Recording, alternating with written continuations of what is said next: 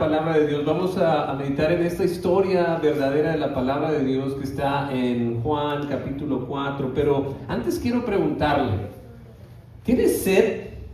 Yo sí tengo sed. Y quiero preguntarle, ¿qué es la sed? ¿Qué es la sed?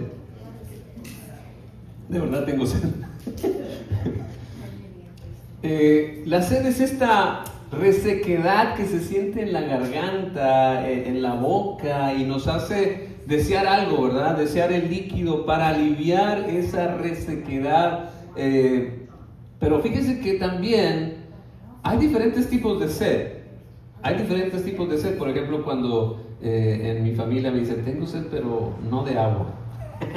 Una coquita, ¿verdad?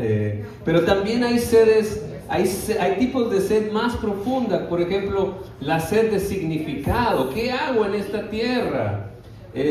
O la sed de justicia, sed de afecto, sed de cariño, sed de una relación estable donde pueda ser uno amado y amar. O la sed de victoria, la sed de poder, la sed de cosas materiales, la sed de comodidades. Pero esto refleja, así igual que la sed física, una resequedad en el corazón. Hay algo que falta ahí.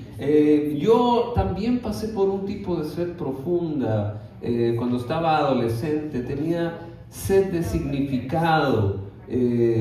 Pasé por ese periodo donde no sabía qué pasaba con mi vida. Y quería tener un buen rumbo, y entonces encontré a Cristo y pude saciar esa sed. Me sentía yo muy reseco y ahí encontré la sed el agua que realmente me sació. Dice la canción de un grandísimo artista llamado Abraham Lara, que es mi hermano, que dice, tenía muchas preguntas dentro del corazón: ¿de dónde vine, a dónde voy y qué es lo que soy? Muchas personas tienen igual esta resequedad y no saben qué rumbo tomar. Otras personas han sufrido muchas injusticias. Que levante la mano quien no ha sufrido injusticias. Todos hemos sufrido muchas injusticias, pero hay gente que quiere que las cosas se arreglen, que se sanen las heridas, que se reponga lo perdido. También hay quienes tienen esta sed de una relación plena, que se sienten solos, que se sienten abandonados. O gente que está buscando el éxito, las riquezas, la posición, siguen resecos en su corazón y buscan todos los placeres del mundo para poder saciar esa sed. Y mi pregunta este día es: ¿de qué tienes sed tú? ¿Qué tipo de resequedad estás sufriendo? ¿Y cómo podremos satisfacer esa sed y quitarnos esta sensación de resequedad tan incómoda que nos hace buscar algo? Déjenme le comparto esta historia verdadera de la palabra de Dios y le pido que ponga atención y analice la vida de esta persona que tiene un encuentro con Jesús. Esta historia se desarrolla cuando Jesús va de camino a Judea, iba de Galilea y tenía que pasar por un pueblo de Samaria. Y entonces en la calor de mediodía, gracias a Dios ahorita podemos sentir algo de calor por el sol que salió, Jesús se sienta junto al pozo de Jacob, ahí en Sicar, y tenía sed. Y esto es lo que pasó en la historia. Si me siguen ahí en el versículo 6 del capítulo 4 de Juan, dice: Jesús, fatigado del camino, se sentó junto al pozo. Sus discípulos se habían ido a comprar a comprar comida a la aldea. En eso llegó una mujer de Samaria y Jesús le dijo: dame un poco de agua. Pero como los judíos no usan nada en común con los samaritanos, la mujer le respondió: ¿cómo se te ocurre pedirme agua? ¿Tú eres judío? Yo soy samaritana. Si supieras lo que Dios puede dar y conocieras quién te está pidiendo agua, tú le habrías pedido a Él y Él te habría dado agua viva. Señor, ni siquiera tienes con qué sacar esa agua y el pozo es muy hondo. ¿De dónde pues vas a sacar esa agua viva? ¿Acaso eres tú superior a nuestro padre Jacob, que nos dejó este pozo del cual bebieron él, sus hijos y su ganado? Fíjense lo que dijo Jesús. Todo el que beba de esta agua volverá a tener sed. Pero el que beba del agua que yo le daré no volverá a tener sed jamás, sino que dentro de él esa agua se convertirá en un manantial del que brota vida eterna. Señor, dame de esa agua para no volver a tener sed, ni siga viniendo aquí a sacarla. Ve a llamar a tu esposo y vuelve acá, le dijo Jesús. No tengo esposo, dijo la mujer. Bien has dicho que no tienes esposo. Es cierto que has tenido 5 y el que ahora tienes no es tu esposo. En esto has dicho la verdad. Señor, me doy cuenta que tú eres profeta. Nuestros antepasados adoraron en este monte, pero ustedes los judíos dicen que el lugar donde debemos de adorar es en Jerusalén.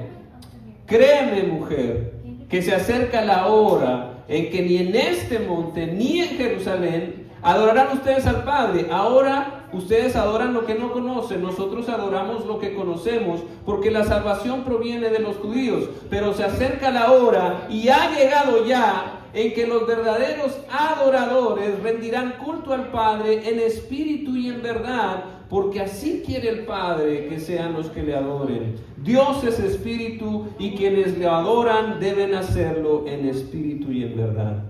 Sé que viene el Mesías, al que llaman el Cristo, y ese nos explicará todas las cosas.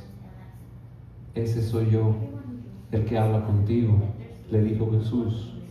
En eso llegaron sus discípulos y se sorprendieron de verlo hablando con una mujer, aunque ninguno le preguntó ¿qué pretendes o de qué hablas? La mujer dejó su cántaro, volvió al pueblo y le decía a la gente: vengan a ver un hombre que me ha dicho todo lo que he hecho. ¿No será este el Cristo?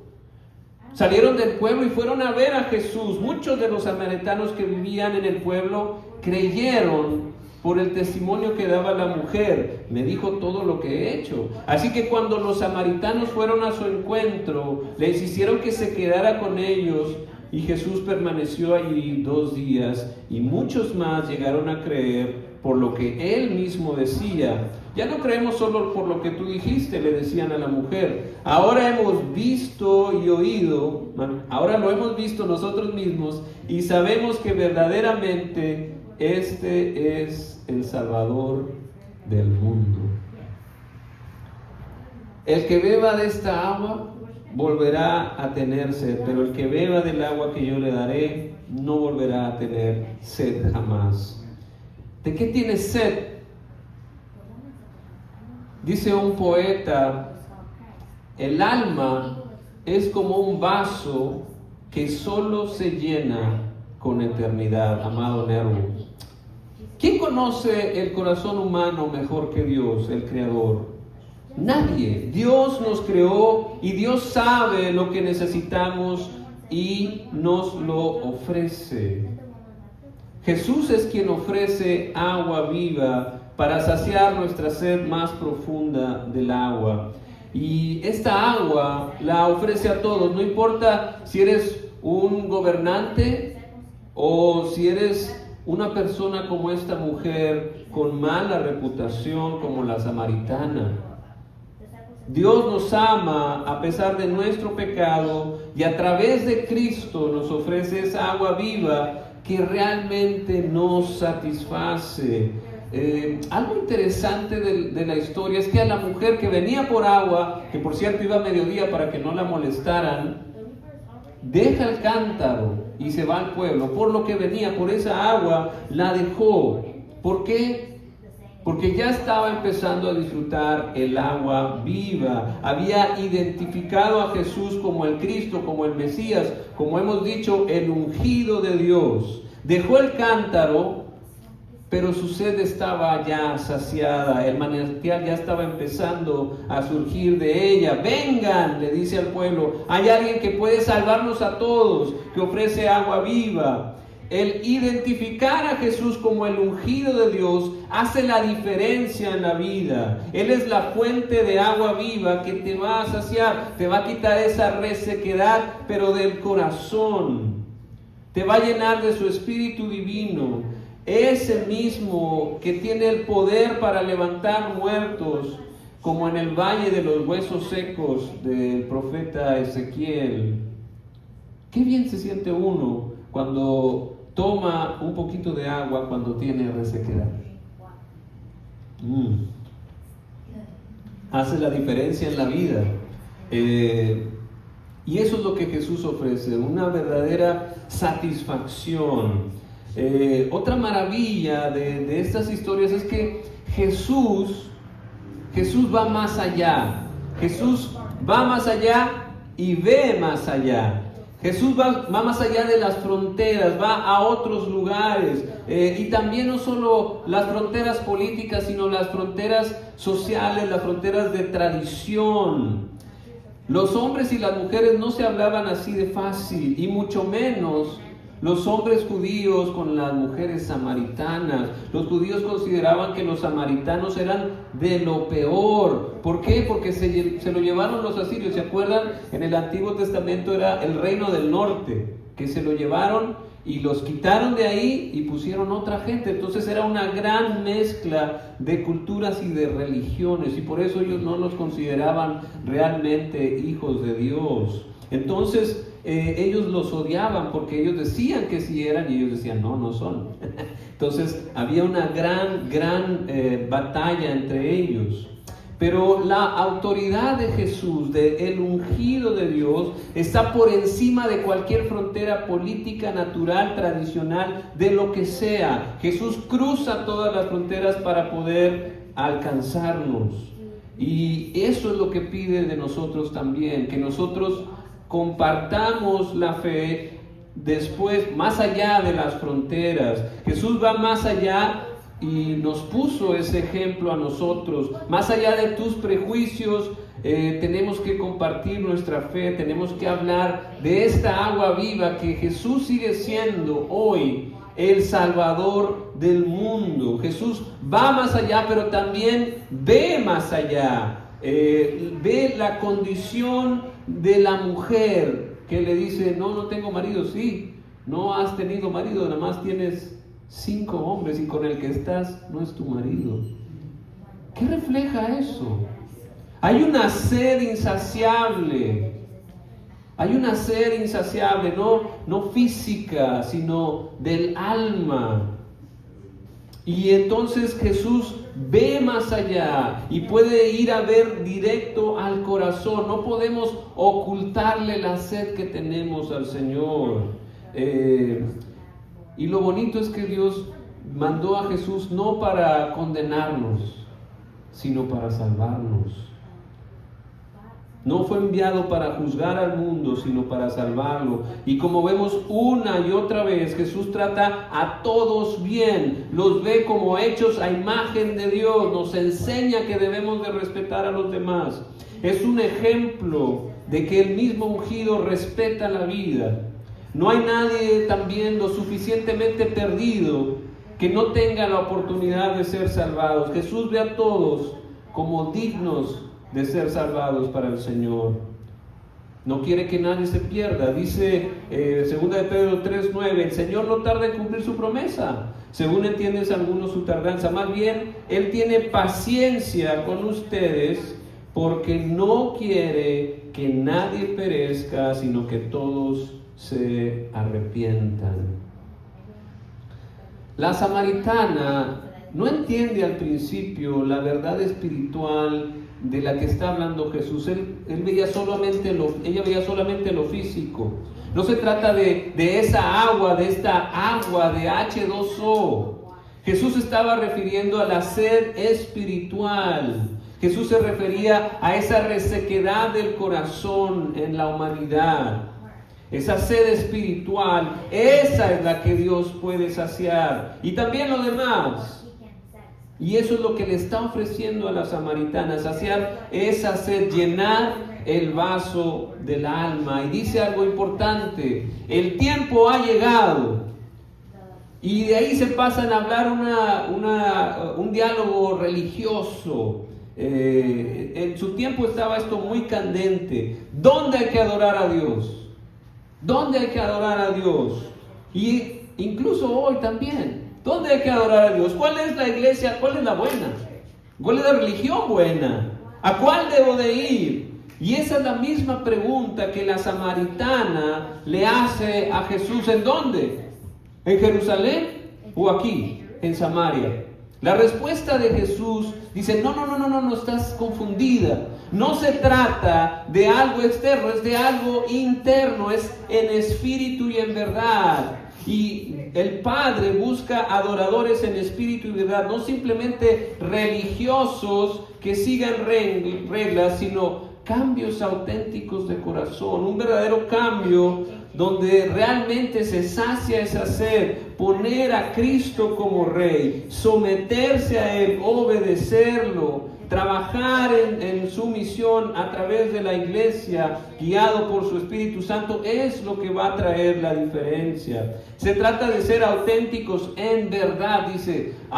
El Padre busca adoradores en espíritu y en verdad. Se trata de ser auténticos, de corazón servir a Dios, de corazón cantar, de corazón dar mi ofrenda, de corazón dar mi diezmo, de corazón servir, ayudar, perdonar de corazón, animar de corazón.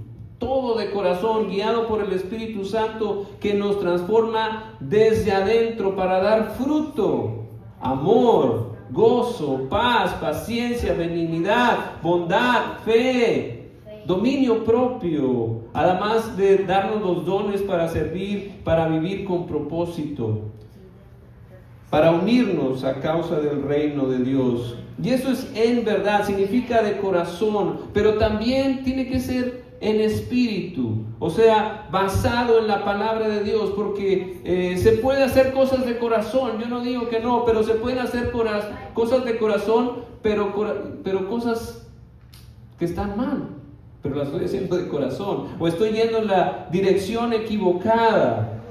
Tenemos un ejemplo en la Biblia claro, Pablo, el gran apóstol Pablo, Saulo de Tarso. ¿Cómo empezó él? Empezó persiguiendo a los cristianos, hasta que Jesús se le apareció y le dijo, ¿por qué me persigues? ¿Qué sacas con darte cabezazos contra la pared? Pablo estaba de corazón tratando de servir a Dios, pero en la dirección equivocada, hasta que se le aparece Jesús y le dice, este es el camino, la verdad y la vida. Entonces hay que adorar en espíritu y en verdad, sí de corazón, pero sí en la dirección adecuada, de corazón, sirviendo a Dios. ¿Tienes sed? Una sed que no puedes saciar, una sensación de resequedad en tu vida. Ven a Cristo y toma el agua viva, no importa la situación, Jesús ya la conoce y te invita a disfrutar del agua viva. Confía en Él.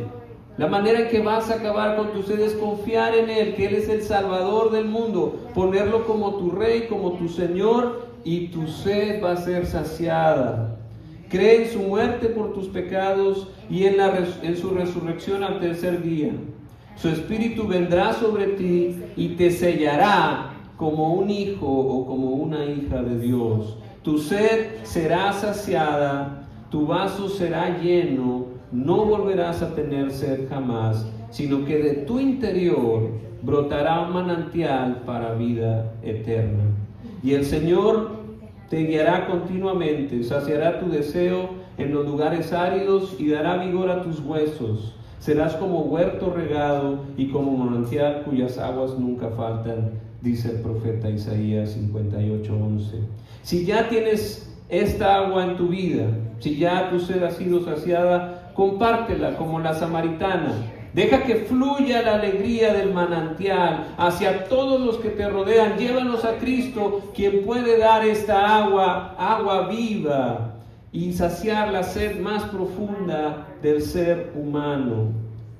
Ve con los ojos más allá de tus prejuicios. Ve con los pies, lleva las buenas noticias de esperanza, que hay alguien que realmente te puede ayudar a saciar esa resequedad que quieres llenar con cualquier otra cosa, menos algo que realmente te satisface eternamente.